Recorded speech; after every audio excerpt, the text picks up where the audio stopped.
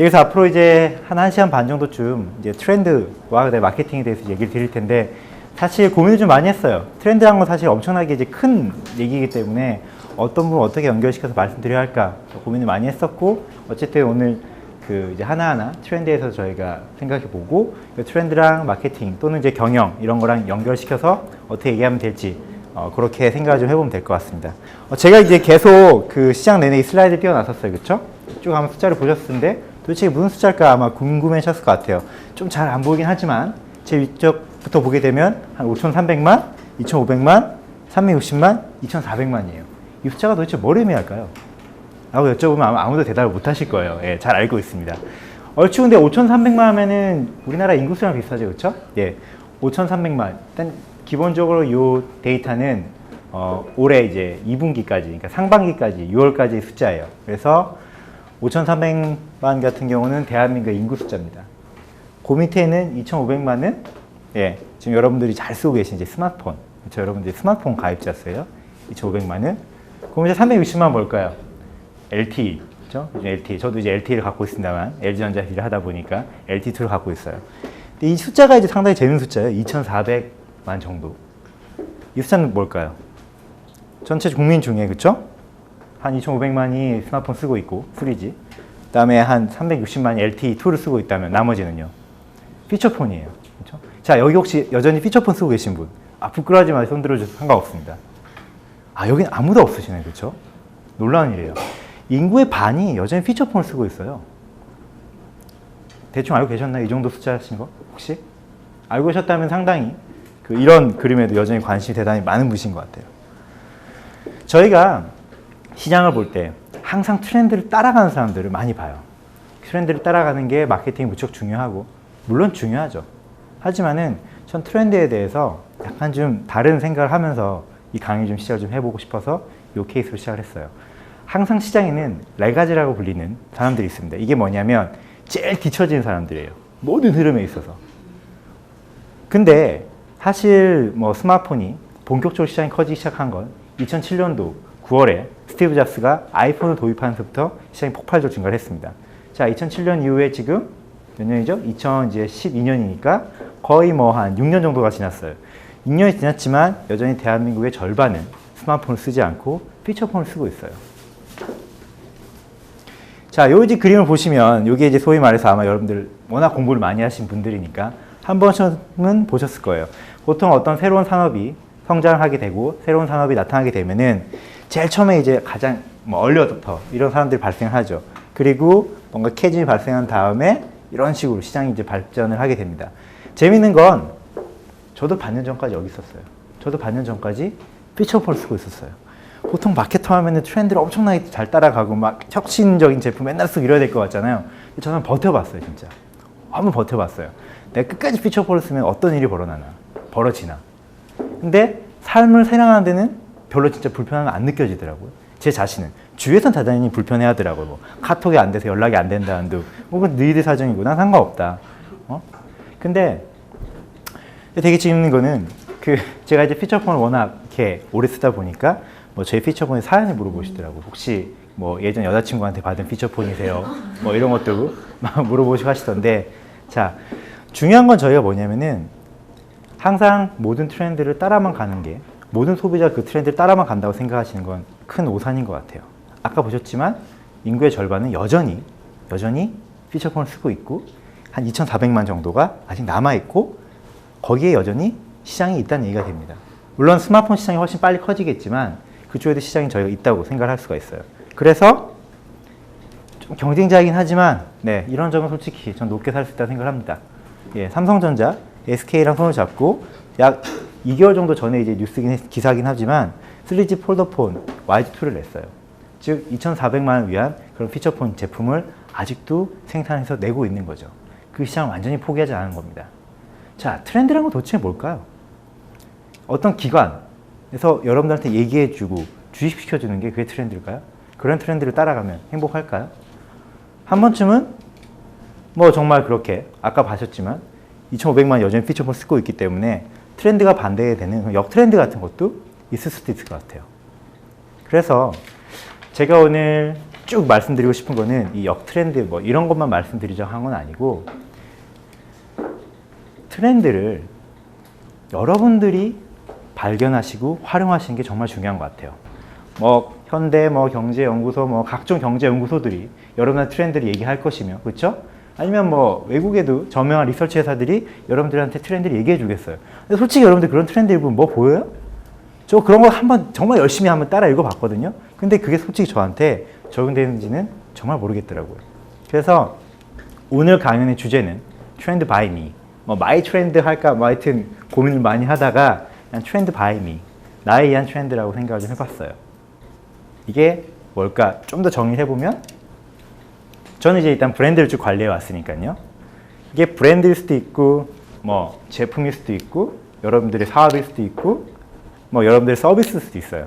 뭐든 간에 자신이 담당하고 있는 그 브랜드의 가치하고 매출을 올리기 위해서 가치를 내리고 매출을 내리는 트렌드는 우리가 신경 쓸 필요 없으니까 여러분들이 내가 발견하고 만드는 그런 모든 흐름을 저는 트렌드 바이미라고 생각을 합니다.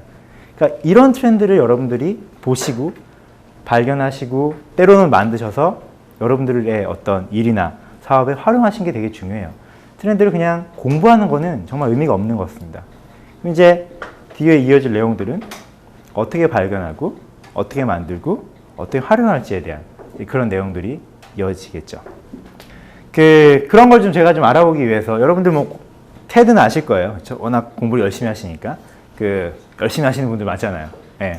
테드가 이제 테크놀로지, 엔터테인먼트, 앤 디자인의 준말인데 사실 거기 들어가면 뭐 그 세 가지 단어 말고도 온갖 정말 좋은 컨텐츠들이 많이 있습니다. 제가 테드에 가서 트렌드를 한번 찾아보려고 이제 이 테드 에어는 제 이제 스마트폰에 설치되어 있는 테드 관련 앱인데 여기에 트렌드라는 단어가 아예 없어요. 그 똑똑하고 전 세계를 이끌어가는 그런 어떤 글로벌 최고의 스피커들은 트렌드라는 단어에 관심이 없는 것 같아요. 왜 그럴까요? 이쪽 제 강연들 보시게 되면 다 자신만의 관점과 생각을 가지고 강연을 이끌어 나갑니다. 자신만의 관점과 그런 생각이 있기 때문에 이 무대에 서시는 거예요. 어떤 정해진 트렌드를 따라가는 그런 게 없기 때문에 제 생각에는 여기에 트렌드라는 단어가 없는 것 같아요. 그래서 이쪽은 이제 스마트폰 앱이니까 한번 웹으로 가봤어요. 웹에 트렌드라는 단어 딱 치니까 What trend should we be watching? 그렇죠? 우리가 어떤 트렌드를 봐야 할까? 이런 질문들을 던지고 서로 막 얘기를 하더라고요. 어떤 트렌드를 봐야 할까요, 도대체? 네? 어떤 트렌드를 봐야 할까요? 아무도 정해지지 않아요. 어렵죠. 그렇죠? 여태까지 트렌드는 트렌드 관련 보고서를 읽고 책을 읽으시면 여러분들은 트렌드를 알고 있다고 생각을 하셨을지도 몰라요. 근데 그건 착각입니다. 그런 트렌드는 솔직히 별로 쓸모가 없어요. 여러분들이 직접 보고 발견하고 활용하셔야지 그게 의미가 있는 트렌드입니다. 제가 너무 분위기를 막 심각하게 몰고 가고 있군요. 예. 자, 창이고, 프레임이죠. 어떤 생각의 트렌드에 관련된, 아까 말씀드린 트렌드 바이 미. 그것도 어떻게 보면 제 그냥 개인적인 트렌드에 대한 정의고요. 이 트렌드를 오늘 발견하고 활용하는 그런 방법에 대해서도 제 어떤 개인적인 생각들을 사례를 통해서 말씀드리는 거예요. 즉, 제 생각의 창을 여러분들한테 전달 드리는 것 뿐입니다. 정답이 아니라 얘기를 꼭 드리고 싶어요. 제가 사실 마케팅의 어마어마한 권위자, 심지어 제가 권위자일지라도 제가 항상 옳을 수는 없는 겁니다.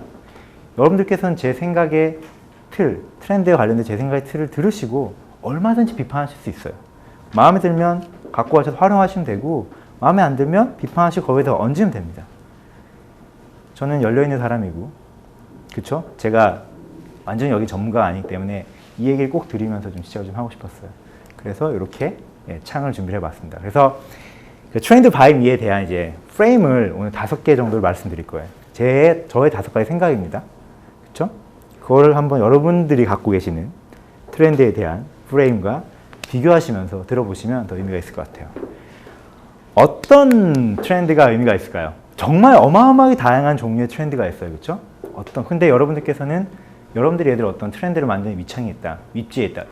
저는 얘들 브랜드 담당자로서 제 브랜드와 제 제품이 잘 팔려야 되는 그런 트렌드를 만들어내야 돼요. 그러면 그런 트렌드를 어떤 기준으로 그런 트렌드를 봐야 될까요? 저는 나름 이렇게 3가지 기준을 갖고 있어요. 제가 만들어내는 트렌드는 일단 아이 캐칭하고 이어 캐칭해야 돼요. 잡아내야 됩니다. 요즘 너무 메시지들이 많잖아요. 뭐 트렌드가 막 범람하고 있고 어떤 트렌드를 봐야 될지도 모르겠고, 그렇죠?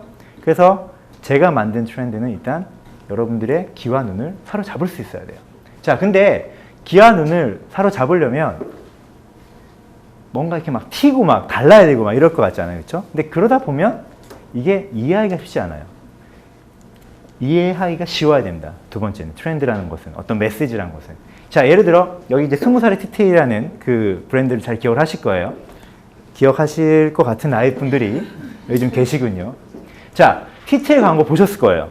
그 광고를 보고 나서 난 그 광고를 바로 이해했다 이런 분.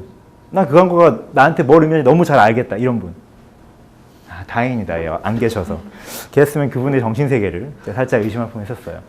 20살의 TTL, 사실 SK텔레콤은 TTL을 통해서 텔레커뮤니케이션 비즈니스의 소비자 서비스라는 어마어마한 트렌드를 만들어냈어요. 그렇죠? 캐칭하긴 했는데 그 TTL 광고가 사실 이해하기 쉽진 않았습니다. 근데 저는 이제 개인적으로 브랜드 매니저로서 그런 어떤 방식을 좋아하진 않아요.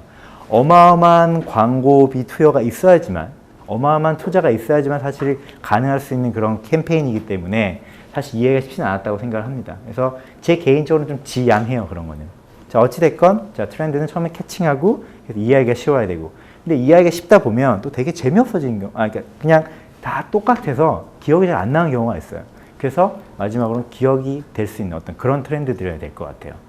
자, 이게 트렌드라는 얘기를 듣고 있으면 저 사람이 얘기하는 게 저희 트렌드에 대한 얘기 아니면 컨텐츠에 대한 얘기, 메시지에 대한 얘기 이렇게 헷갈리실 텐데, 자, 제 입장에서 왜냐하면요. 전 트렌드 바이미예요. 제가 만들 수 있고 써먹을 수 있어야지 그건 저한테 의미가 있는 겁니다. 그런 트렌드를 만들어서 여러분들이 제 제품과 브랜드를 사게끔 만들어야 돼요. 그런 게 사실 어떻게 보면 좀 더 의미가 있기 때문에 지금 이렇게 접근하는 겁니다.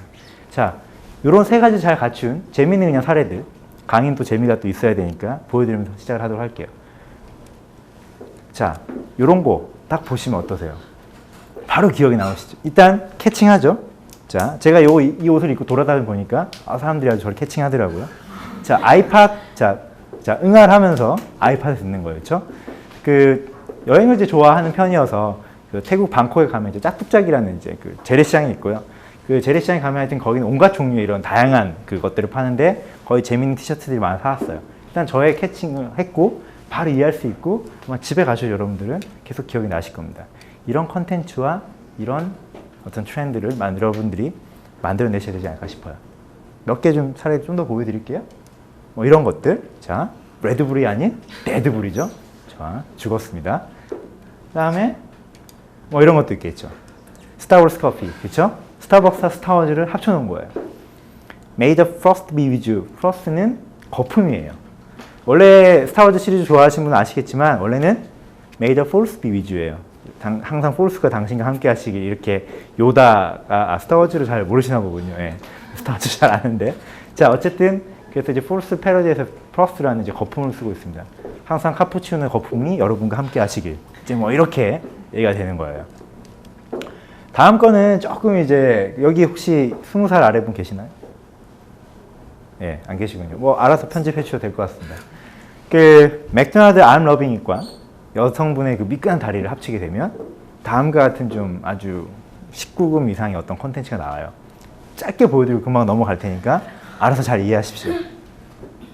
자, 이겁니다. 보셨죠? 네. 네, 넘어갑니다. 예. 자칫하면 제가 그 성희롱 이런 걸로 잡혀갈 수가 있기 때문에. 자, 그러면은 제가 일단 그 트렌드에 대한 첫 번째 프레임을 말씀드렸죠. 캐칭해야 되고, 그렇죠? 이해하기 쉬워야 되고 기억될 수 있어야 됩니다. 그러면 브랜드 담당인 저는 저걸 어떻게 만들 수 있을까요?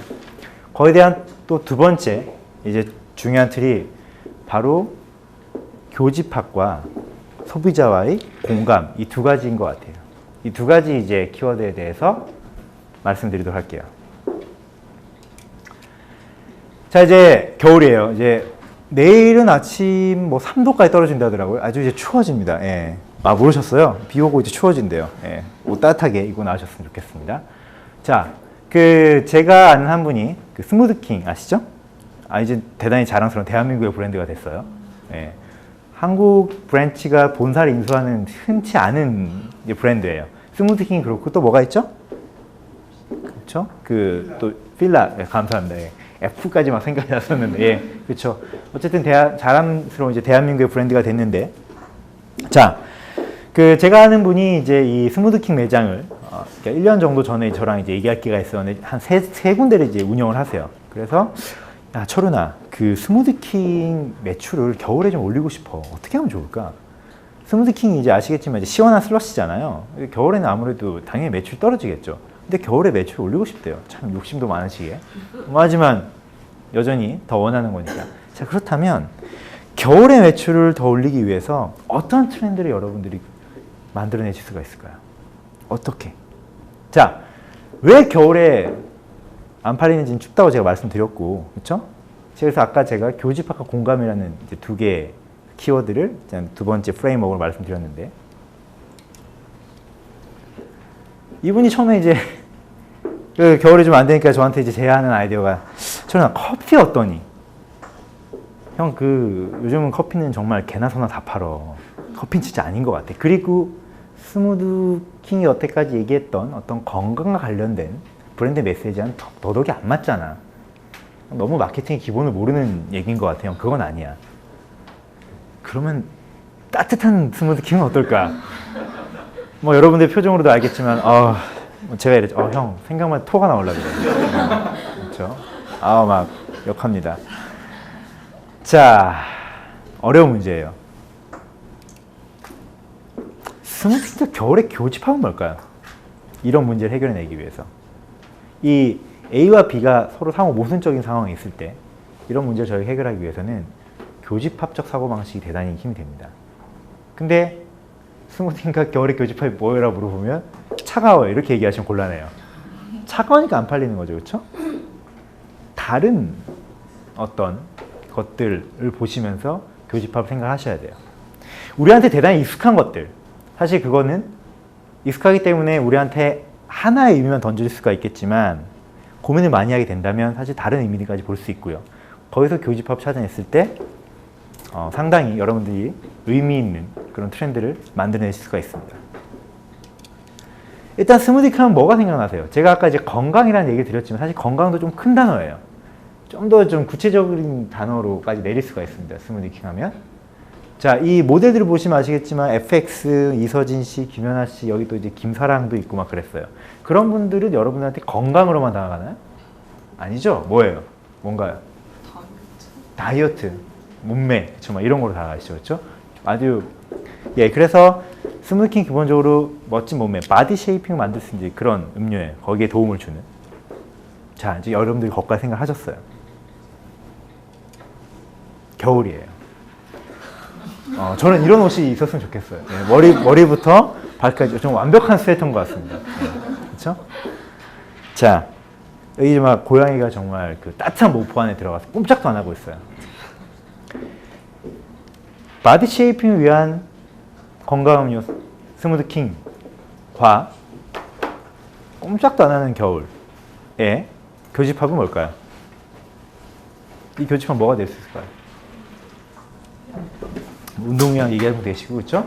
자, 그래서 아까도 살짝 얘기했지만 우선 스무드킹과 겨울의 교집합은 다이어트예요. 캐치하셨나요? 이게 왜 다이어트가 되는지. 스무드킹과 겨울의 교집합, 의미 있는 교집합은 춥다가 아니라 다이어트를 위한 건강음료 스무드킹과 겨울에 꼼짝도 안 하니까 어떻게 돼요? 운동을 안 하게 되고 자꾸 이렇게 움츠러들게 되잖아요. 그렇죠? 이 둘 사이의 의미 있는 교집합은 바로 다이어트예요. 근데 자, 여러분, 겨울에도 다이어트에 도움이 되니까 이거 스무드킹 드세요 라고 얘기하면 별로 울림이 없잖아요. 그렇죠? 보통은 마케터나 이제 브랜드 매니저들은 이런 전략적 방향성까지 잡아줘요. 그러면 이제 전략적 방향성을 그 광고 대행사가 가지고 가서 이제 소비자들한테 공감이 되는 이제 크리에이티브 메시지를 만들어 주는 거죠.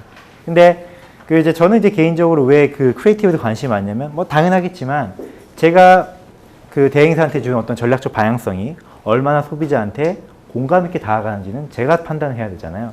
그렇기 때문에 이 공감에 대해서 여러분들이 생각하시는 게 대단히 중요해요. 다음 이제 크리에이티브는 제가 한번 생각해 본 크리에이티브입니다. 여러분들 혹시 이제 좀 있으면 어떠세요? 이제 좀 있으면 이제 겨울이 다가오고, 그렇죠? 겨울이 다가오면 사람들끼리 모일 자리가 참 많잖아요. 이제 송년회도 있고, 그렇죠? 연초. 그러면 여러분들 이제 정줄 놓으시고, 그렇죠? 정줄 놓으시고 막 드시고 막 마시세요. 그래도 괜찮아. 나에게 두꺼운 옷이 있어. 여러분들 보여줄 거예요. 겨울에는. 근데 뭐 평생 겨울인가요? 아니죠. 이제 여러분들이 언제 그 멘붕의 순간이 다가오나요? 겨울이 끝나가는. 안타깝게 봄이 옵니다. 봄이 오면 여러분들이 이제 옷장 열리시면 여러분들 옷에 맞는 옷이 이제 없게 되는 그런 어마어마한 멘붕 사태가 벌어질 수 있어요. 그렇기 때문에 그냥 다이어트로 얘기하는 게 의미가 있는 것이 아니라, 자, 다가오는 봄이 두렵지 않으세요? 겨울에도 스무디킹으로 관리하세요. 이런 식으로 이제 교집합을 통해서 다이어트를 끌어낸 다음에 그 다이어트를 어떻게 하면 좀 더 소비자한테 공감 있게 전달할까? 자, 이렇게 이제 제가 작년에 제안을 했었어요. 근데 뭐 아직 본사랑 얘기를 못 하셨는지 제가 답을 못 받았어요. 이걸로 하게 되면 커미션을 달라고 얘기 드렸는데, 네. 자, 제가 이제 말씀드린 게 뭐냐면 이런 식으로 우리가 트렌드를 만들어서 소비자들이 좀 더 스무디키 겨울에 먹을 수 있게 해야 되지 않겠냐는 거죠. 근데 이 아이디어가 제가 혼자서 낸 건 아니고 아주 전 세계적으로 유명한 브랜드 하나가 겨울의 매출을 폭발적으로 신장시킨 사례에서 끌어온 거예요. 책을 이제 하나를 선정해달라고 하시길래 제가 선정한 책이기도 하지만, 자, 코카콜라가 실제로 이랬었습니다. 1980년대쯤에 코카콜라가 겨울에 매출을 올려야 되는 상황이었어요. 왜냐하면 이제 충분히 이제 딴 계절에는 그 매출이 아주 좋았었기 때문에 겨울에 매출을 올리고 싶었어요. 자, 코카콜라는 어떻게 했었어야 됐을까요? 자, 그러면은 제가 아까도 말씀드렸지만 교집합과 공감이라는 키워드 드렸잖아요. 정말 아주 이건 대단히 강력한 제가 보기에는 프레임인 것 같아요. 자, 그러면은 여쭤볼게요. 코카콜라와 겨울에 교집합은 뭘까요? 또 추워 이렇게 하시면 그렇죠? 네, 곤란합니다. 자, 이 두 개의 교집합은 이제 고민을 저희가 해봐야 되겠죠? 자, 코카콜라 하면은 어떤 것들이 머릿속에 떠오르세요? 여러 가지 것들이 많이 떠오르겠지만, 네, 뭐 피자도 떠오르시고 그렇죠? 네, 피자 드실 때마다 코카콜라 드시는 거예요. 네, 알겠습니다. 정크와 정크의 아름다운 만남.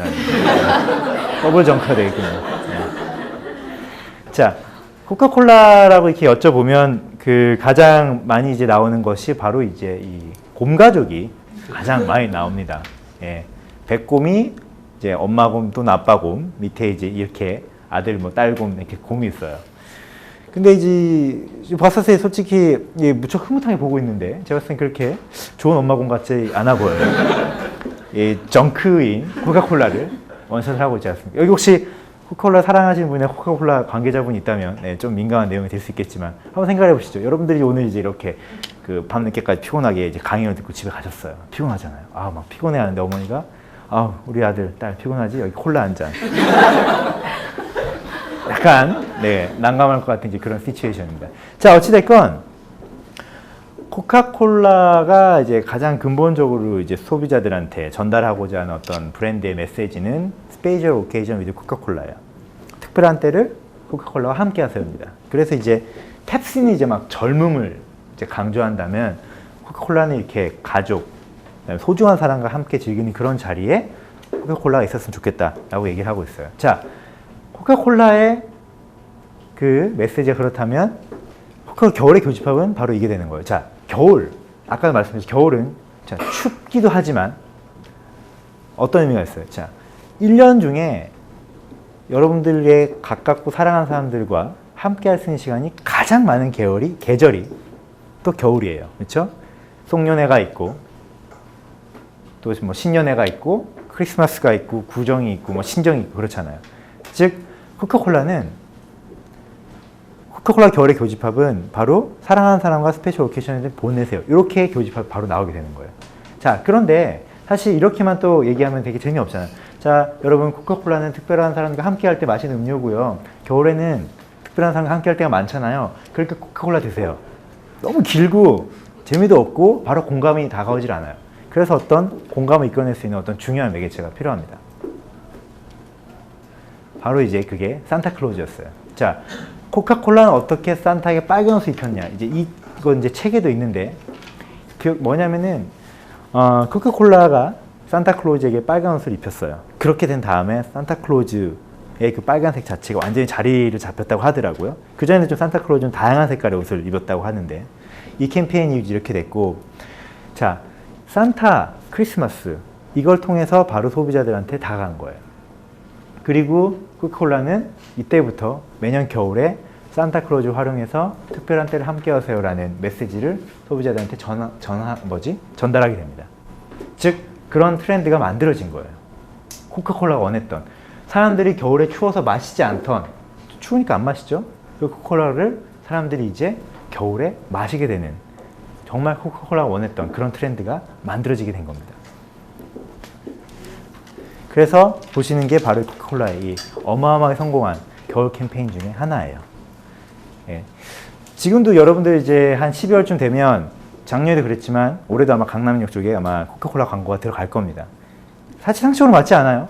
이 겨울에 추운데 웬 쟤네들은 이렇게 캠페인을 하지? 근데 여러분들 이제 거기 자연스럽게 노출되어 있으면서 겨울에는 코카콜라 마셔도 괜찮아. 뭔지 마시면 그냥 기분이 나쁘지 않으니까. 물론 이렇게 메시지 자세히 기여하지는 않으시겠지만 이런 트렌드를 여러분들이 만들고 싶지 않으세요? 그쵸? 그 보고서에서 얘기해준 트렌드가 여러분한테 무슨 의미가 있습니까? 아무 의미가 없진 않겠지만 이렇게 여러분들이 발견해서 활용할 수 있는 그런 트렌드가 진짜 트렌드라고 생각합니다. 네. 자, 그런데 이 트렌드라는 게 참 어떻게 보면 그 약간 함정 같은 것이, 제가 트렌드를 잘 만들어냈어요. 근데 이게 사람들한테 관심을 계속 받고 계속 지속적이면 일사분면에 있는, 자, 뭐 갑자기 수학 얘기는 아니지만 제가 1, 2, 3, 4 한 건 기억하시죠? 네. 기억하시면 좋겠습니다. 저도 이렇게 수학을 잘하는 편은 아니었는데, 자, 1사분면, 2사분, 3사분면, 4사분이었는데 1사분면에 있으면 최고예요. 내가 만든 트렌드가 사람들한테 뭐 관심도 뜨겁게 받고 계속 지속적이야. 너무 좋겠죠? 근데 내가 만든 트렌드가 이거면 어떡해? 관심은 받아. 근데 지속적이지 않은 거예요. 이렇게 돼서 여러분들이 이런 경우 때문에 많은 브랜드들이 실패를 하고 많은 사업들이 실패를 하고 이쪽인지 판단을 제대로 못해서 기업들이 흥망성쇠를 거듭하게 됩니다. 뭐 뒤쪽에 이제 케이스 말씀드리겠지만 하얀 국물 라면 이쪽인 줄 알았어요, 다들. 근데 결론은 이쪽이었어요. 스마트폰, 원래 피처폰의 강자였던 노키아 입장에선 스마트폰은 애매했어요. 이게 이쪽인가? 이렇게 고민하다가 당해버린 거예요. 그래서 여러분들이, 자, 어떤 트렌드를 봤어요. 저 트렌드가 되게 지금 뜨거워. 근데 이쪽인지 판단 잘 하셔야 돼요. 잘못 뛰어들면 망합니다. 대한민국 자영업자 80만 명이 1년에 망해가고 있어요. 80만 명. 뭐 보통은 이제 자영업이라 하면 저희가 그 음식점이나 아니면 이런 것들 많이 따라가시는데, 예를 들어 지금 커피 전문점이 뭐 그런 트렌드일 수도 있고, 한때 뭐 찜닭도 그렇고 하여튼 그런 것들이 되게 많잖아요. 여러분들이 그런 트렌드를 보실 때 판단하셔야 돼요. 얘야? 얘야. 근데 어떻게 판단하실 거예요? 판단의 기준이 뭐가 돼야 될까요? 어렵죠? 제가 나름대로 고민을 해봤습니다. 그래서 어쨌든 오늘 저희 그냥 생각을 전달해 드리는 거니까 나중에 비판하셔도 어려운 단어가 튀어나왔어요. 예. 한계효용. 저도 이런 단어 쓰고 싶지 않았는데 적절한 지금 단어가 될 수 있겠더라고요. 자, 한계효용의 법칙이란 거를 아마 혹시 여기 이 단어, 이 표현을 처음 들어보신 분 혹시 뭐 솔직하게, 예, 알겠습니다. 한 10분 정도 계시니까 좀 설명을 좀 해드리면서 갈게요. 쉽게 얘기해서, 아주 쉽게 얘기하자면, 여러분들이 어떤 그 재화나 뭐 제품이나 이런 걸 쓰게 됐었을 때 처음 쓰게 되면 아주 만족도가 높아요. 좀 더 이제 다가가는 케이스를 말씀드리면, 그 다들 이제 연애 해보셨잖아요, 그쵸? 첫 키스는 어때요? 그 상대와의 첫 키스 너무 좋죠, 막. 아니에요? 자, 근데 키스를 하면 할수록 어때요? 한계 효용이? 그러니까 그 효용. 키스를 하면 할수록 만족도가 점점 떨어져요. 솔직히 맞잖아요. 근데 보통 일반적으로 어떤 제아든지 쓰면 쓸수록 그 제아에 대한 만족도가 점점 떨어져요. 그게 효용 체감의 법칙이에요. 효용이란 건 이제 내가 느끼는 만족도니까. 그게 이제 한계 효용 체감의 법칙은 뭐냐면, 어떤 제아를 내가 먹으면 먹을수록, 쓰면 쓸수록 그걸 통해서 오게 되는 그 만족도가 떨어진다는 거예요. 여기까지 이해되셨죠? 예, 그게 이제 한계효용 체감의 법칙인데, 이게 트렌드가 쭉 갈지 금방 없어질지에 대한 판단을 할 때 무척 중요한 기준이 될 수가 있어요. 그 세 번째 프레임은 한계효용인데, 그 한계효용에 대해서 제가 세 가지 또 원칙을 말씀드릴 거예요. 3-1, 3-2, 3-3. 한계효용 체감의 정도는 산업의 브랜드에 따라 달라요. 이게 무슨 얘기냐? 어떤 산업은, 어떤 카테고리는, 어떤 제품은 한계효용이 한 번 쓸 때마다 쭉쭉 떨어져, 만족도가. 근데 어떤 제품은 아무리 쓰고 먹어도 잘 안 떨어져요. 어떤 거가 그럴까요? 볼까요? 자, 굳이 다시 한번 아까의 그 그래프를 이용한다면, 이쪽 위쪽에 자 지속되는 그 어느 정도 지속적인 그런 산업들 있죠? 그런 산업들은 상대적 한계 효용이 떨어지는 속도가 천천히 감소, 유지 또는 증대가 될 수 있습니다. 그러니까 여러분들이 관심을 갖는 그런 산업, 또는 여러분들이 일하시고 계시는 산업, 여러분들이 그 연관되어 있는 산업, 제품, 브랜드는 적어도 이쪽엔 있어야 돼요. 지금 이쪽에 있다 생각되시면 재빨리 일로 옮기시던지 뭐 하여튼 뭐 알아서 움직이셔야 됩니다. 이쪽에 있으셔야 돼요, 우선은. 자, 사례를 좀 보면서 자세히 말씀드릴게요. 아까 말씀드린 그 하얀 곡물 라면 시장이에요. 이건 지금 보시는 거는 2011년 8월부터 2012년 8월까지 라면 업체 시장 점유율 추이입니다. 자, 이게 빨간 게 농심이에요. 농심이 60% 마켓쉐어가 시장 점유율이 무너진 때가 저기 작년 12월에 그때가 이제 아주 힘들었었죠. 이게 왜 이렇게 됐어요? 바로 여러분들이 한때 드셨던 꼬꼬면, 뭐 나가사키, 기스면 이런 하얀 국물 라면들이 이때 가장 강력하게 치고 올라와서 막 팔도, 삼양, 오뚜기 이런 애들이 시장 점유율 쫙 올라가는 걸 볼 수가 있어요. 자, 이때 신문 기사들 보셨어요? 라면 시장의 판도가 바뀌었다. 새로운 트렌드. 숨어있던 소비자의 니즈를 발견해냈다. 온통 이런 기사들 뿐이었어요. 그때 아마 여러분들 다 그렇게 생각했겠죠. 아, 드디어 농심의 시대가 끝나가는구나. 이제는 우리는 건강을 생각해야 돼서 빨간 국물이 아닌 하얀 국물을 먹어야 되겠구나. 저게 더 속이 시원하구나. 이렇게 하고 다들 한 번쯤 드셨을 거예요. 근데 제가 진짜 잘난 척하지 한 게 아니라 저 다 먹어봤거든요. 한 번 먹고 좀 위험할 수 있겠다, 하얀 국물. 왜냐하면 그 만족도가 먹을 때마다 정말 쭉쭉 떨어지더라고요. 그러니까 금방 질리더라고요. 그러니까 여러분들께서 사실 아까 제가 뭐 4.3 보여드리고 한계 효용 이런 어려운 단어 때문에 혹시 좀 위축되셨다면 아주 쉽게 말씀드릴게요.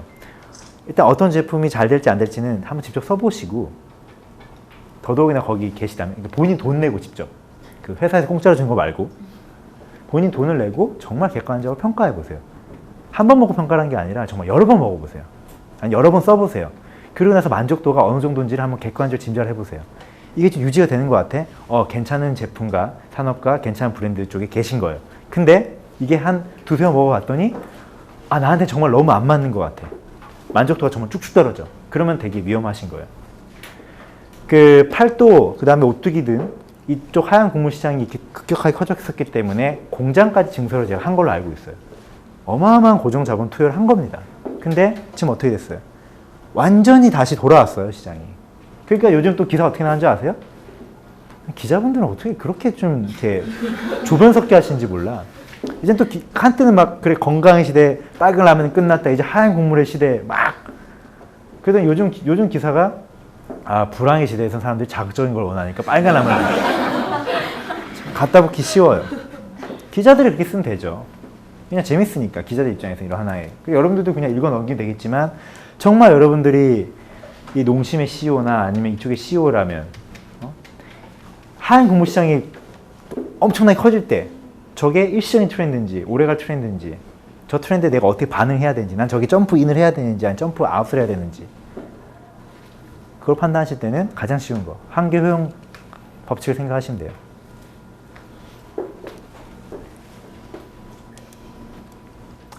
그래서 그렇습니다. 예. 신라면 어지간해서 안 질려요. 자, 매일매일 먹진 못하겠죠. 뭐 너무 집이 어려우셔서 소녀 가장분이시면 죄송합니다. 예, 그러실 수도 있겠지만 그래도 왠지 먹을 수 있잖아요. 한계 효용이 그 정도는 아니에요. 유지가 돼요. 그러니까 얘는 관심은 좀 약할 수 있겠지만 지속적인 면에서는 정말 신라면은 대단한 녀석입니다. 뭐 너구리도 약간 이쪽에 있지만 이제 너구리는 못 드시겠죠? 발암 물질이 들어갔잖아요. 예. 개인적으로 너구리 참 좋아하는데 그동안 제가 먹었던 너구리의 그 가스오부시 제 몸속에 잘 있겠죠 뭐. 자, 이쪽이었어요 결국은. 많은 라면 업계와 많은 언론들은 이쪽이라고 생각을 했었습니다. 관심도 갈 거고 지속성도 있을 거라고 생각을 했어요. 그러니까 공장까지 만들었던 겁니다. 근데 결국 이쪽 이미 판명이 나버렸죠. 정말 안타깝게도. 이렇게 되면 많은 어려움에 처하게 되죠. 한계 효용 체감의 법칙을 생각해 보시면 될 것 같습니다. 한계 효용은 제품과 브랜드 산업에 따라 달라요.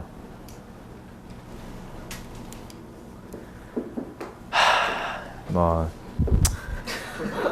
가슴 아픈 얘기는 팩트니까 예. 전 세계 모바일폰 마켓 시장 점유율입니다. 왼쪽에 보시는 그래프는 2011년도 1분기 마켓 시어고요.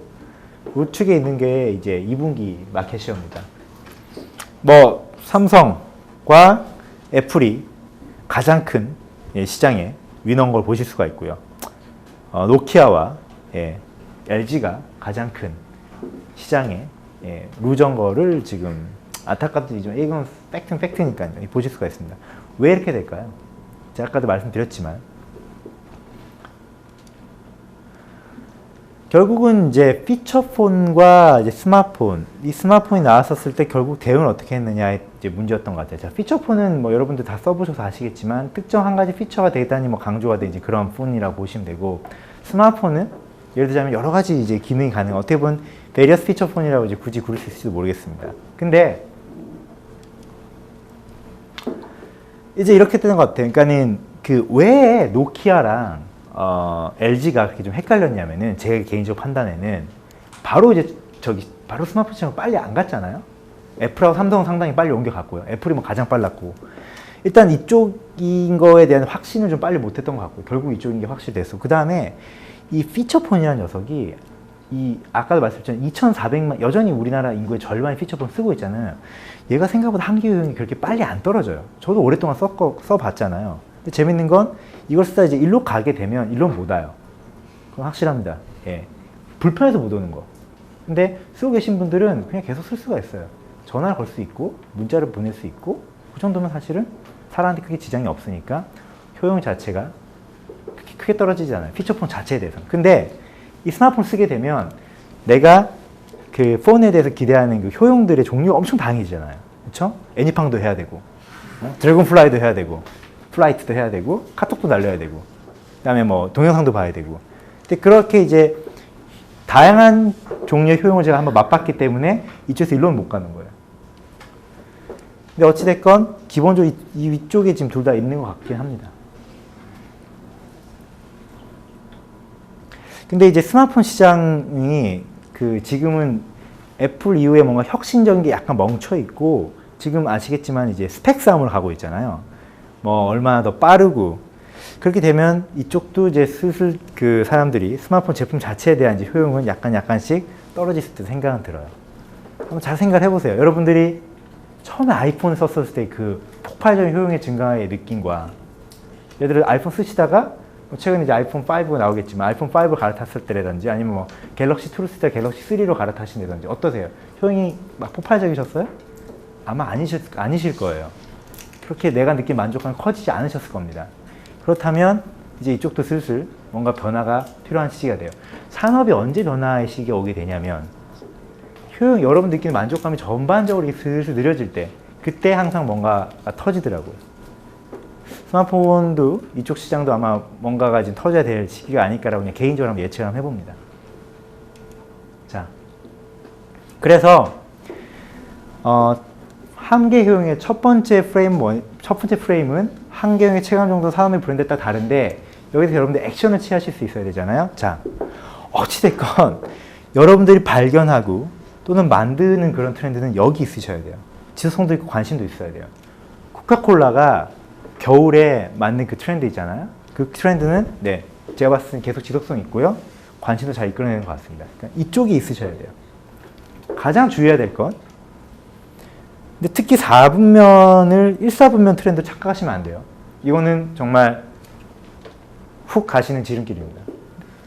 여기 된 판단 기준은 이제 한계 효용이라는 걸로 제가 말씀드렸고, 물론 여러 가지 판단 기준이 있을 수 있겠지만 어떤 개인적으로 고민을 해본다면 한계 효용이라는 것이 무척 좋은 어떤 판단 기준이 될 수 있을 것 같아요. 이쪽 2, 4분면 애들 있죠. 지속적이면서 관심 못 받는 애들이 있어요. 이런 것들 생각보다 알짜배기들이 많아요. 생각보다. 무시하고 있지만 은근히 이쪽이 경쟁이 제일 심해요. 항상 보면. 근데 이쪽은 경쟁도 많이 없고 조용하고 예, 그럴 수가 있습니다. 그래서 이런 그 한경의 체감 정도가 산업이 브랜드에 따라 다르기 때문에 이런 각 그 1, 2, 4분면에 대해서 여러분들이 이런 고민을 하실 수 있을 것 같아요. 자, 그 다음에 이제 두 번째는 한계 효용에 특별히 두 가지 효용이 있어요. 물리적인 효용과 감성의 효용이 있습니다. 아까 이제 키스의 그 얘기를 드렸다면 키스를 하게 되면 무슨 맛있는 맛이 나겠죠. 난다면 그게 이제 물리적 효용이고 기분이 좋아진다면 이제 감성적 효용이겠죠. 효용은 크게 두 가지 종류의 효용이 있는 거니까요. 자, 이게 왜 갑자기 한계 효용에서 제가 다시 물리적 효용과 이제 감성 효용이 왔냐면 이 케이스 보시면 이해하실 텐데, 자, 슈레디라는 그 시리얼이 있어요. 혹시 이거 외국에서 이걸 드셔보신 분? 이 슈레디라는 시리얼 아시는 분? 네, 저도 드셔보셨어요? 어디서 드셔보셨어요? 미국에서. 그러시군요. 알겠습니다. 원래 이제 미국 애들 거는 아니고, 크래프트라는 회사 아시죠? 필립 모리스 담배 회사가 이제 인수한 크래프트라고 전 세계에서 아주 큰 그런 이제 먹거리 만드는 회사인데, 이 크래프트 회사가 뉴질랜드랑 호주랑 캐나다 이 3개국에만 들어가 있는 이제 그런 시리얼이에요. 우리나라로 얘기하면 켈로그 콤프로스트 같은 모든 국민들이 사랑하고 좋아하는 그런 아주 대표적인 시리얼이라고 할 수가 있습니다. 그런데 얘네가 이제 슬슬 이제 브랜드가 정체 상태에 가는 거예요. 사람들이 이 브랜드에 대해서 뭐랄까 좀 맛있긴 하지만은 좀 새로움도 없고 약간 이제 좀 심심해져 가고 있는 이제 그런 상황이었어요. 그래서 슈레디가 아주 멋진 마케팅을 합니다. 슈레디의 새로운 트렌드를 만들어주는 거예요. 어떻게 하냐? 자, 기존의 슈레디는 올드했어요. 이렇게 새롭게, 뉴하고 엑사이팅. 어떠세요? 와, 저런 어마어마한 사기극이. 자, 광고 다 이해하셨죠? 예. 하자 있는 제품으로 다이아몬드 나왔기 때문에 어쩔 수 없이 다이아몬드로 새롭게 출시한다. 이제 이렇게 된 거예요. 왜 슈레디가 저런 짓을 했을까에 대한 고민 여러분 해보셔야 됩니다. 보통 저희 이렇게 많이 해요. 아주 전문용어로. 브랜드 리바이탈라이제이션. 브랜드를 재혁신한다. 그렇죠? 그렇게 어려운 말이 필요 없는 것 같아요. 왜 그런지 좀 더 이제 보면서 생각을 해보도록 하시죠. 슈레디라는 이제 브랜드의 담당자는 슈레디라는 브랜드에 아마 새로움을 주고 싶었을 거예요. 어떤 새로운 트렌드. 다시 사람들이 관심을 갖고 지속적으로 잘 되는.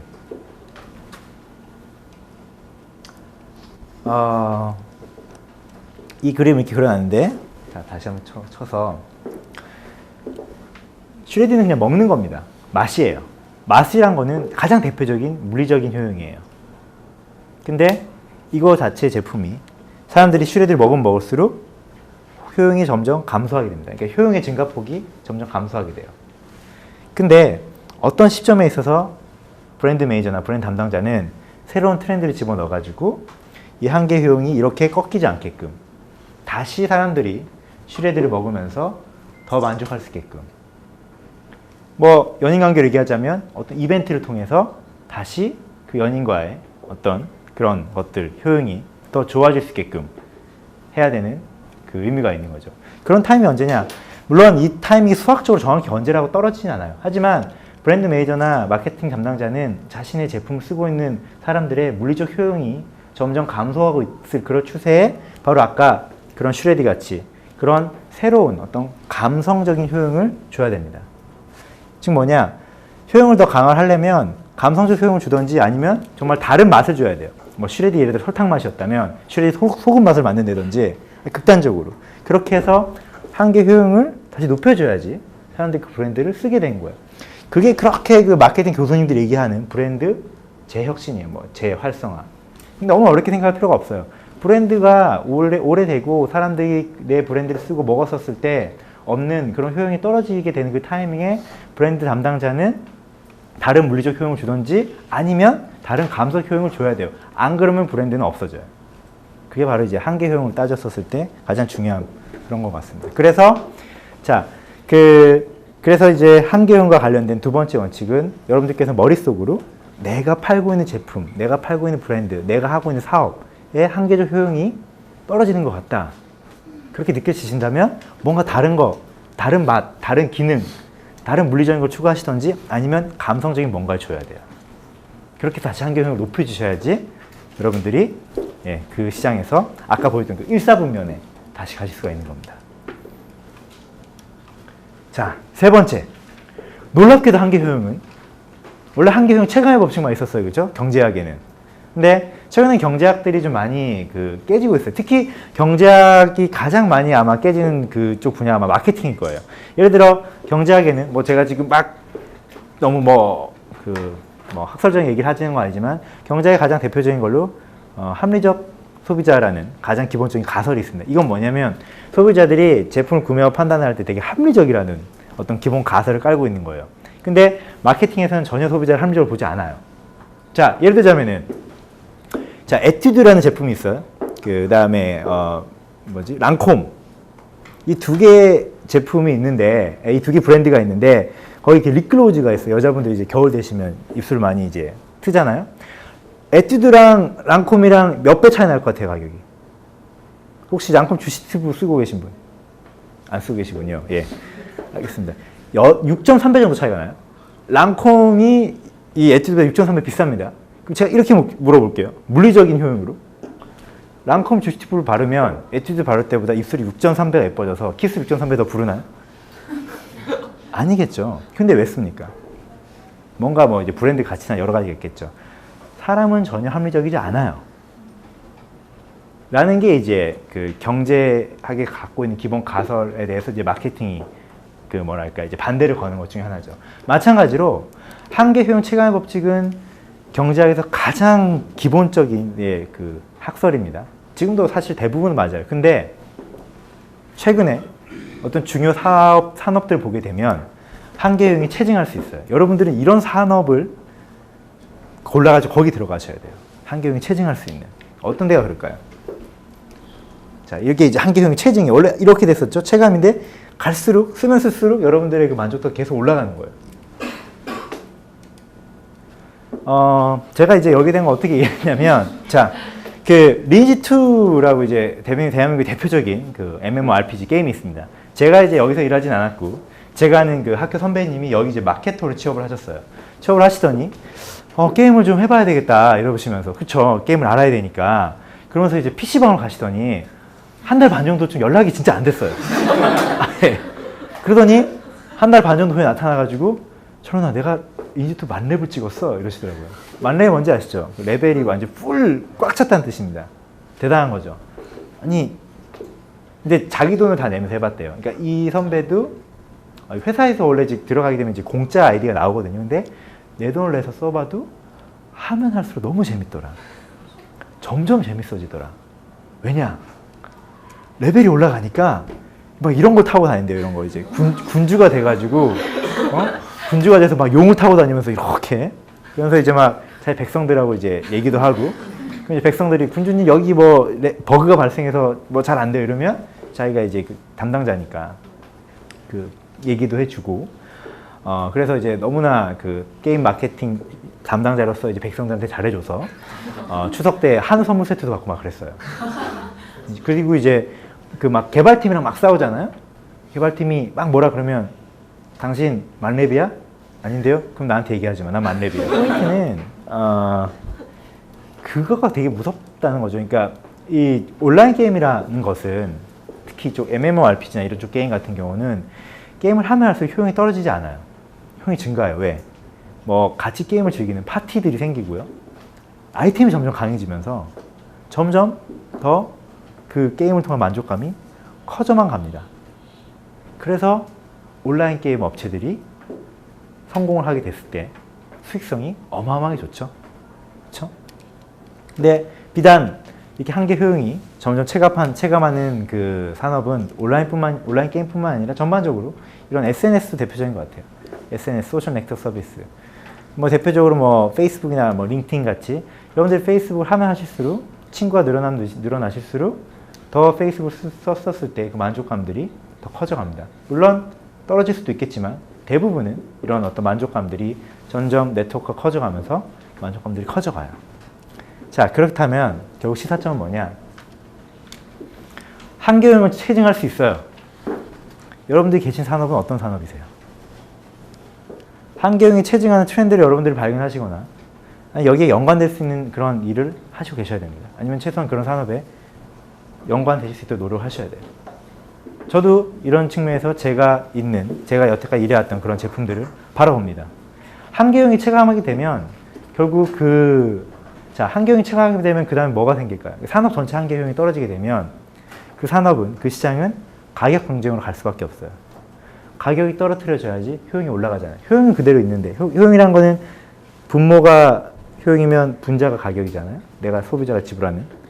효용을 높일 수 있는 걸 위를 높이든지 가격을 떨어뜨리는 건데, 어떤 산업이 한계 효용이 점점 체감하게 되면 결과적으로는 가격을 떨어뜨리게 돼서 가격 전쟁이 되고 그 산업 전체의 수익성이 나빠지게 되는 그런 악순환이 벌어질 수가 있게 되는 거죠. 그래서 여러분들께서는 가능하시면 한계 효용이 체증하는 그런 트렌드를 보셔야 되고 그런 산업에 들어가셔야 되고 그런 쪽에 관련된 일을 하시는 게 좋습니다. 그런 트렌드를 보시는 게 정말 중요한 것 같아요. 자, 그래서 한계에 대한 얘기 좀 많았으니까 한 번 더 정리하면 한계 효용의 체감 정도는 브랜드에 따라 다르기 때문에 1사분면에 있거나 2사분면 트렌드에 그 다음에 관심을 가셔야 되고 물리적 효용과 감성 효용이 있으니까 감성 효용 및 다른 물리적 효용 제공을 통해서 한계 효용을 강화하셔야 되고 한계 효용을 체증할 수가 있기 때문에 한계 효용이 체증한 트렌드를 발견하거나 이에 연관될 수 있게끔 여러분들이 하셔야 됩니다. 자, 그 다음에 이제 네 번째 트렌드. 좀 약간 생뚱맞은데 여기 혹시 경영 전공이신 분? 난 대학교 때 경영을 전공했다. 아니면 뭐 하고 있다. 한 분, 두 분, 세 분, 네 분. 뭐 전체를 봤을 때 대단히 적네요. 그렇죠? 그럼 나머지 분들은 그냥 비전공자인데 요즘 비경영 전공자들이 엄청 스트레스를 많이 받아요. 학생분들이 좀 더한 것 같아요. 그래서 그 대학생들 사이에서 뭐 직장인들이 약간 덜 할 수 있겠지만 대학생들 분들 사이에서는 이제 복수전공, 복전이라 해가지고 막 경영학 복전을 그렇게 엄청나게 많이 하더라고요. 근데 여러분들이 여러분들의 트렌드를 발견하고 활용하실 수 있는 거기에 사실 저도 전공이 경영학이지만 정말 경영학 전공은 도움이 안 됐던 것 같아요. 지금 경영학 전공하시는 분들한테 대단히 죄송한데 경영은 경영의 언어로만 충분한 것 같아요. 예를 들어 뭐 수익성이라든지 뭐 그런 매출 이런 얘기 했었을 때 저희 도대체 무슨 얘기지? 라는 것만 아니면 경영의 언어 정도만 이해하면 충분한 것 같습니다. 경영 이외의 전공을 혹시 여러분들의 전공이 경영학이 아니어서 나는 복수 전공을 전공해야 경영학 복수 전공해야 되는 게 아니야? 경영이라는 전공에 막 관심을 가져야 되는 거 아니야? 저는 그렇게 생각 안 하셨으면 좋겠습니다. 자, 맥도날드 초코 아이스크림이에요. 좋아하시나요? 네, 좋아합니다. 근데 아시죠? 얘 좀 다른 거. 얘는 다른 초코 아이스크림 달라요. 다른 초코 아이스크림은 속까지 초코 아이스크림이에요. 아시죠? 얘는 먹으면 이래요. 겉만 코팅이에요. 회사에서 일을 하다 보면 사실 다들 경영의 언어를 쓰기 때문에 그분이 무슨 전공인지 알 길이 없어요. 얘기하다 보면 정말 경영학 아닌 분들이 정말 많아요. 뭐 인문학도 계시고 뭐 공대도 계시고. 근데 왜 그런 분들은 자신의 전공을 전혀 살리지 않는 걸까요? 그렇게 대학교 4년 동안 그 전공에서 배우신 사고의 틀이 있으셨을 텐데 왜 그걸 전혀 활용을 안 하실까요? 아니면 못 하실까요? 왜 문제의식을 안 가지실까요? 왜 맥도날드 아이스크림 같이 살고 계실까요? 이게 여러분들의 전공이라면, 비전공자, 경영 비전공이라면 이 코팅된 게 그냥 경영의 언어일 뿐입니다. 얘를 더 활용하셔야죠. 어떻게 하면 좋을까요? 그런 몇 가지 좀 중요한 예시들이 있는 것 같아요. 자, 예를 들자면 아까 제가 한계 효용으로 설명을 쫙 드렸잖아요. 근데 사실 한계 효용은 경제학이고 저도 경제학 공부를 전혀 안 했는데 경제학과 다니는 후배랑 얘기를 하다 보니까 이 친구는 자기가 경제학인데 경제학이 별로 쓸모가 없는 것 같아. 경제학이 도움이 안 되는 것 같아요. 너무 막 순수 학문 같아요. 경영을 꼭 복수 전공하고 싶어요. 그러지 마라. 뭐 정말 뭐가 도움이 되나 이렇게 얘기를 하다가 한계 효용에 대한 얘기를 하게 됐고 제가 한계 효용 아이디어를 차용해서 방금 그렇게 정리를 한 거예요. 불과 한 3달 정도 전에 있었던 일입니다. 3달 전에 제가 여러분 만났다면 아까 같은 얘기를 못 들었을 거예요. 진짜로. 자, 그러면 이제 그런 케이스들이 몇 개 있는데, 자, 혹시 여기 공대. 나는 대학교 때 공대가 전공이었다. 그러시군요. 남자분들은, 네, 공대 되게 많으십니다. 자, 그러시면 연력학 제2법칙을 아시겠네요. 아닌가요? 자, 제가 이제 왜냐면 또 이제 공대를 다니시는 분들, 공대 졸업하신 분들이 또 경영에 대한 스트레스를 많이 받으세요. 난 공대였기 때문에 경영에 대한 지식이 부족했던 것 같아. 근데 공대를 보게 되면은 이제 무슨 법칙들이 되게 많더라고요. 연력학 제1법칙, 제2법칙, 뭐 제3법칙. 다는 모르겠고, 제2법칙이 저는 무척 재밌게 다가오더라고요. 연력학 제2법칙은 이제 일명 엔트로피 법칙이라고도 불리는데, 이건 뭐냐면, 모든 에너지가 질소에서 무질소로 간다는 거예요. 그러니까 여러분들이 이렇게 정리를 해놓으면, 다음날 아침에 일어나면 이게 막 계속 막 흩어지죠. 그래서 일반적으로 이 세상의 모든 에너지는, 모든 어떤 일들은 질소에서 무질소로 간다는 게 연력학 제2법칙이에요. 근데 이거가 도대체 마케팅 및 경영과 무슨 연관이 있을까? 근데 연결시킬 수 또 재밌는 고리가 있겠더라고요. 자, 향후 자동차 시장 트렌드가 어떻게 될까요? 나는 제가 뜬금없는 질문을 던졌어요. 그와 연력학 제2법칙을 연결시켜 보세요. 저는 도대체 무슨 얘기를 하는 걸까? 자, 자동차 산업이 제일 처음 생겼었을 땐 글로벌 전 세계적 플레이어가 엄청나게 많았다고 그러더라고요. 한 100개가 넘었대요. 근데 시간이 흐르면서 지금 전 세계적으로 점점 M&A가 일어났고 덩치가 커지면서 점점 글로벌리 플레이어 수는 줄어들고 있습니다. 그쵸? 어떻게 보면 자동차 시장 자체가 점점 질서로 가고 있잖아요. 연력학 제2법칙에 어긋나는 거네요. 근데 꼭 그런 것 같지도 않아요. 자동차 산업은 다시 또 무질서로 가는 것 같아요. 구글이라는 회사 생각하면 혹시 이게 자 구글과 자동차 회사가 무슨 관계야? 구글이 얼마 전에 구글카를 만들어서 발표했죠. 이거는 무인 자동차입니다. 현대정몽구 회장은 앞으로 자동차 산업을 어떻게 트렌드를 예견했냐면 이제 자동차라는 제품은 엔진이 달린 IT 제품이다라고 얘기했어요. 엔진 달린 IT 제품. 구글이야말로 우리의 최대 경쟁자가 될 수 있다. 심지어는 엔진 만드는 기술은 그렇게 크게 차이가 없으니까 IT 기술만 있으면 다 만들 수 있다는 거지. 뭐 극단적으로 얘기하면 그게 삼성이 될 수도 있어요. IT 회사니까. 애플이 될 수도 있어요. 애플카가 나올지도 몰라요. 여러분들 애플 제품 다 사랑하잖아요. 그게 뭐든. 애플카가 나오면 왠지 살 것 같지 않아요? 애플 로고가 이렇게 달려있고. 진심으로 얘기하는 거예요. 그러면 어떻게 돼요? 연력학 제2법칙은 맞는 것 같지 않아요? 다시 시장이 무질서로 가고 있잖아요. 뭔가 시장이 질서로 재편된 것 같으면 반드시 또 무질서로 갈 수가 있습니다. 그러니까 제가 이제 말씀드리는 건 저는 끊임없이 어떻게 하면 저만의 트렌드를 만들고 찾아내는 방법에 대해 되게 고민을 많이 하는데 경영학 자체는 정말 한계가 있어요. 경영학에서 마케팅은 맨날 포피밖에 못 봐. 프로덕션, 프로모션, 뭐 플레이스, 뭐 그런 거 있어요. 그 다음에 뭐 포터 교수님의 5 4 모델. 뭐 세상에는 다 5가지 힘밖에 없나? 아니거든요. 연력학 제2법칙도 있고, 그렇죠? 한계형 법칙도 있고. 저는 그래서 요즘 정말 제가 요즘 공부를 되게 많이 하고 다른 전공자분들을 만나서 얘기해요. 혹시 그 전공에 있어서 그 전공 기초 과목 같은 가장 기본적인 어떤 그런 사고의 틀이 무엇입니까? 라고 물어보면 얘기를 해줘요. 여러분들은 어떠세요? 여러분들께서 혹시 난 대학교 때 경영학 전공 아니어서 회사 들어가서 좀 아닌데. 그게 아니라 여러분들은 경영학 전공이 아닌 걸 정말 축복으로 하셔야 돼요. 경영의 언어만 써주면 되거든요. 단어만 써주면 돼요. 그 사고의 틀은 이런 데서 갖고 오세요. 얼마나 멋있습니까? 먹어주잖아요. 먹어줄 수 있잖아요. 그래서 저는 경영학 전공 아니어서 취업이 안 될 것 같아요라고 얘기하는 정말 취업 준비생들 분들을 보게 되면 그건 정말 아니라고 얘기를 해주고 싶습니다. 심지어 저희도 이렇게 활용할 수가 있는데요. 자, 심리학과 혹시 여기 계시나요? 심리학과? 심리학과는 여기 안 계시나요? 네. 심리학과도 무척 재밌는 그런 것들이 되게 많더라고요. 심리학에 개인의 신화라는 게 있어요. 이게 뭐냐면 그 모든 개인들은 자신이 갖고 있는 어떤 특정 기억을 시간이 지나면서 본인 마음대로 막 편집해가지고 되게 아름답게 기억을 한대요. 추억이 더 아름다우듯이. 그래서 그 아바타의 그 시각 디자인 감독은 그런 얘기를 했어요. 이제 이 감독분은 시각 디자인 감독분은 이제 아폴로 13호라는 영화의 시각 감독이기도 했었는데, 아폴로 13호의 그 이제 아폴로 13호 발사된 장면이 있거든요. 그 장면을 재현할 때 그가 이렇게 얘기했어요. 나는 사람들이 기억하는 걸 보여주려 하는 것뿐이다. 왜냐하면 여러분들 각자 개인의 신화가 있기 때문에. 예. 근데 이 개인의 신화라는 말은 이제 심리학에서 나온 단어예요. 근데 개인의 신화를 알면 여러분들이 트렌드를 만들어내실 때 도움이 돼요. 개인의 신화를 활용을 하면, 여러분들이 만약 심리학 전공자로서 개인의 신화를 알고 있었다면 특정 시대의 사람들을 위한 개인의 신화가 있을 수 있고요. 모든 사람들을 위한 개인의 신화가 있을 수 있습니다. 트렌드를 만든다면 특정 시대의 사람들을 위한 트렌드를 만들 수가 있다는 얘기예요. 그 사람들이 자신들의 기억을 미화할 수 있는 어떤 그런 것만 척척 뽑아내면 특정 사람들을 위한 개인의 신화를 만들어내서 돈을 벌 수가 있어요. 여러분들이 근데 만약에 이제 특정 시대만이 아니라 전 어떤 인류를 대상으로 한다면 전 인류들이 가장 아름답게 포장하는 기억들이 뭘까요? 그런 것들을 잡아내서 신화시켜가지고 그걸 장사로 하면 되는 거예요. 특정 시대 사람들 개인의 신화. 예.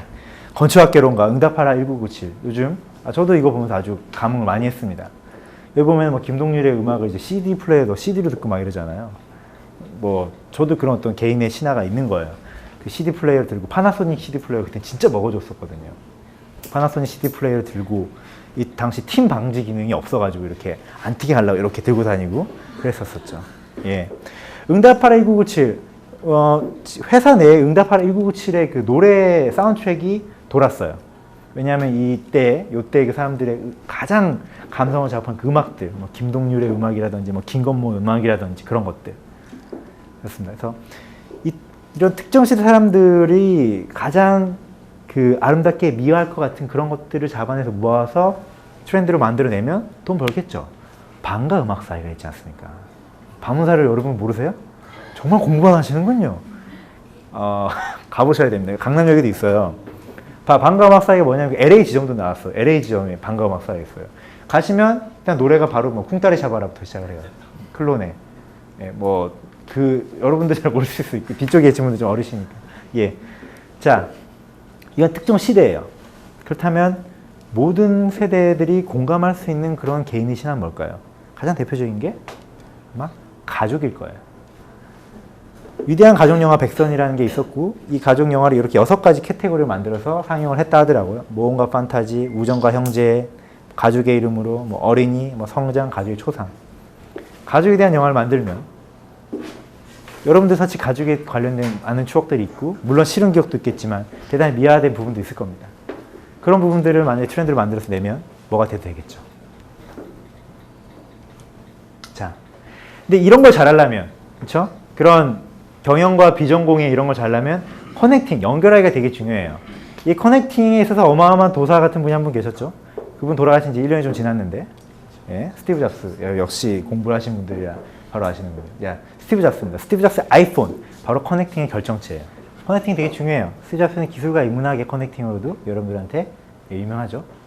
인문학만 있는 거 아닙니다. 또 요즘은 인문학 시대니까 다들 인문학만 해요. 인문학 말고도 아까 말씀드렸지만, 예. 뭐든 좋습니다. 스티브 잡스는 이제 커넥팅에 대한 그 자신만의 철학도 되게 확실했던 것 같아요. 스티브 잡스가 죽었었을 때 스티브 잡스의 그 2007년도 스탠포드 대학 졸업식 연설문이 상당히 또 회자가 됐었죠. 그때 스티브 잡스가 커넥팅 다치는 얘기를 합니다. 우리는 살아오면서 점들을 찍어요. 뭐 어떤 전공이든 어떤 경험이든 점들을 찍고요. 그 점들 연결됐었을 때 나만의 어떤 것들이 만들어집니다. 여러분의 어떤 트렌드를 만드실 수도 있죠. 스티브 잡스는 이런 생각이 있었기 때문에 아마 애플의 그런 혁신적인 제품으로 세상에 어마어마한 자신만의 트렌드를 보고 만들 수 있지 않을까 싶어요. 자, 마지막입니다. 일단 여러분들이 뭔가 트렌드를 만드시고 고민하시면 일단 그 트렌드로 들어가기 위해 엔트리 베리어, 즉 그 진입 장벽이 낮아야 돼요. 그게 일단 낮아야 됩니다. 이게 뭔 얘기냐? 저는 이걸 제대로 몰랐었기 때문에 제 그 업무 경력상 가장 큰 이제 실패를 맞이하게 되는데, 저는 이제 소니에 있었을 때 PSP, 플레이스테이션 포터블이라는 휴대용 게임기의 브랜드 담당자였어요. 처음에 들어왔을 때 정말 핫했죠.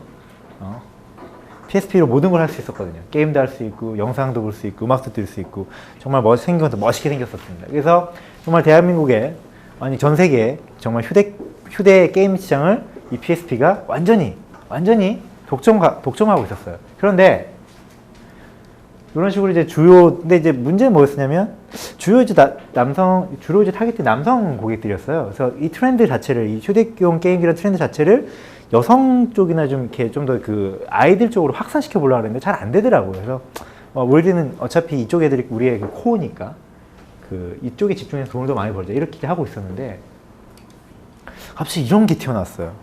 닌텐도 DS, NDS. 딱 봐도 되게 허접하잖아요, 진짜로. 그래서 드디어 닌텐도가 이제 사업을 접으려나 보다. 이제 완전히 이제. 그러니까 엄밀히 말하면 그 사부면에 있어서 그냥 뭐 잠깐 반쪽하고 없어지는 그런 애들 생각을 했어요. 비교를 해보시죠. 이건 이제 PSP고요. 이쪽이 NDS고 이제 밑에 있는 게임은 이제 갓 오브 워라든지 신들의 전쟁, 벌써 이게 이름부터 다르잖아요. 제작비는 500억이에요. 이건 한국에만 출시해서도 안 되고 전 세계적으로 출시를 해야 됩니다. 영화 한 편이기 때문에 스토리도 대단해요. 대서사시예요. 크레이토스라는 제우스한테 이 저주를 받은 이 주인공이 그 제우스한테 복수를 해 나가기 위한 게임 플레이 타임만 한 40시간 되는 이런 어마어마한 게임이에요. 그래픽도 정말 현란합니다. 왜냐면 우리의 남성 고객들이 이런 걸 원하거든요. 이런 걸 만들어줘. 그러니까 이런 거 만들어서 냈어요. 잘 팔렸죠.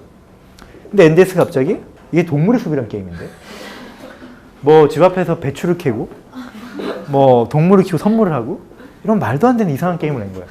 우리 타깃은 이런 걸 좋아할 리가 없어요. 그래픽도 막 이만해 막 그 도트가. 절대 안 될 거다. 진짜 그렇게 생각을 했어요. 근데 얘들이 독특한 마케팅을 하면서 트렌드를 만들어 갑니다. 이나영과 장동건 씨 쓰더니 게임 같지 않은 걸 갖고 들어와요. 나중에 알게 된 건데 왜 이나영과 장동건 썼는지 아세요?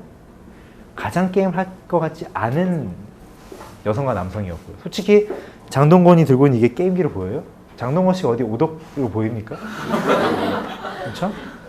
전혀 그렇게 안 보이시죠? 얼마나 해맑게 울으면서. 그 다음에 이 게임 자체도 아시겠지만 게임스럽지 않고 뭔가 이렇게 IQ에 도움을 주는 그런 느낌을 줘요. 저도 이거 했는데 막 두뇌 나이 53세 이렇게 나와서 기분 안 좋았고 영어 산매경 해봤지만 이게 게임 같긴 한데 이렇게 영어 성적이 크게 도움은 안 됐어요.